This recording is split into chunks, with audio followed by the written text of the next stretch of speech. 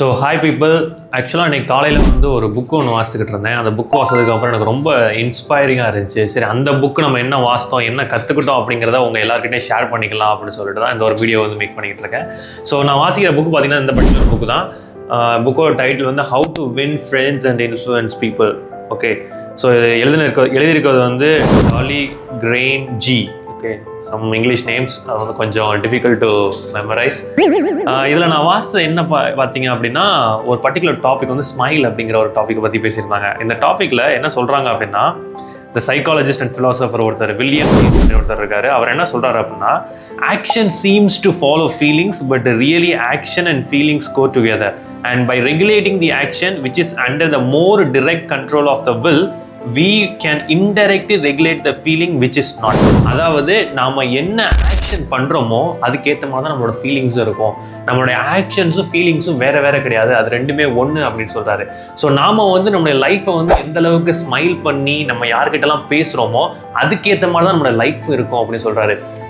உங்களில் எத்தனை பேர் ரியலைஸ் பண்ணிருக்கீங்கன்னு தெரியல, நிறைய பேர் வந்து நம்மளை பார்த்த உடனே ஒரு பியூட்டிஃபுல்லான ஸ்மைல் பண்ணிட்டு குட் மார்னிங் அப்படின்னு சொல்லுவாங்க.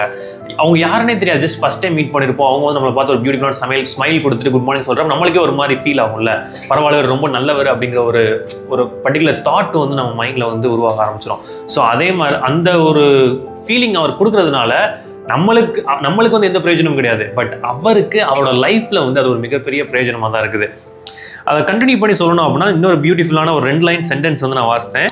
It isn't what you have or who you are or where you are or what you are doing that makes you happy or unhappy.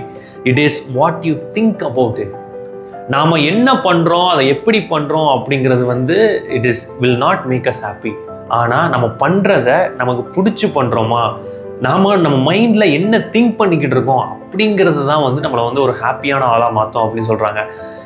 இதை பார்த்தோன்னே எனக்கே வந்து ஒரு மாதிரி டிஃப்ரெண்டான ஒரு ஃபீலிங் கொடுத்துச்சு. ஏன்னா நான் வந்து நிறைய பண்ணிக்கிட்டு இருக்கேன், பட் எனக்கு இதை வாசித்ததுக்கப்புறம் ஒரு கிடைச்ச ஒரு ஃபீலிங் என்ன தெரியுமா, நான் பண்ணிக்கிட்டு இருக்கதை ரொம்ப பிடிச்சி பண்ணுறேன்னா அப்படிங்கிற மாதிரி தான் இருந்துச்சு.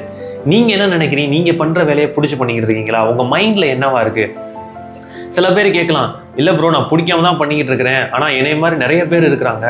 ஃபார் எக்ஸாம்பிள், நான் வந்து ஒரு வேலையை பிடிச்சி பண்ணிக்கிட்டு இருக்கிறேன், இன்னொருத்தர் வந்து பிடிக்காம பண்ணிக்கிட்டு இருக்காரு. ஆனால் 2 பேத்துக்குமே வந்து ஒரே மாதிரி தான் சேலரி வருது, மணி வந்து இங்கே ஒன்றா தானே இருக்குது. இந்த இடத்துல நம்ம ஏன் அதை டிஃப்ரெண்ட் பண்ணி பார்க்கணும் அப்படிங்கிற கேள்வி கேட்கலாம். பட் ஸ்டில் நீங்கள் அவங்களோட பர்சனல் லைஃப்பை எடுத்து பார்த்தீங்க அப்படின்னா கம்ப்ளீட்டாக டிஃப்ரெண்ட்டாக இருக்கும். நீங்கள் வாழ்கிற அதே பர்சனல் லைஃப்பை வந்து அவர் வாழ மாட்டார். ஸோ இதுலேருந்து நான் உங்ககிட்ட சொல்லிக்கிறது வந்து ஒன்றே ஒன்று தான், என்ன பண்ணாலும் பிடிச்சி பண்ணுங்கள், சந்தோஷமாக பண்ணுங்கள். Always keep a smile on your face. That will bring more happiness, more wealth to your life. இதை பற்றி உங்களோட ஒப்பீனியன் என்ன மறக்காமல் கமெண்ட் செக்ஷனில் சொல்லுங்கள். பட் மறக்காமல் இந்த மாதிரி யூஸ்ஃபுல்லான வீடியோஸ்க்கு சப்ஸ்கிரைப் பண்ணிங்க.